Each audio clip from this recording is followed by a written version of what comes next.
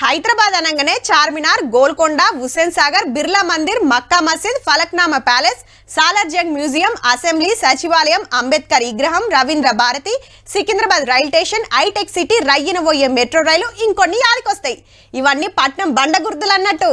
కొన్ని వద్దులైతే ఇగో గిదిగుడుల్లో జిల్ జిల్ జిగేలుందిలే.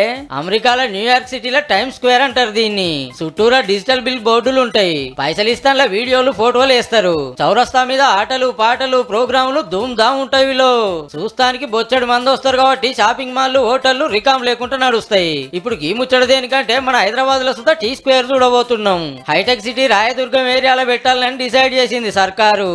ఇట్లా సౌలతులు చేస్తానికి టెండర్లు పిలిచిండ్రు. వచ్చే నెల 9 తారీఖు దాకా ఛాన్సు.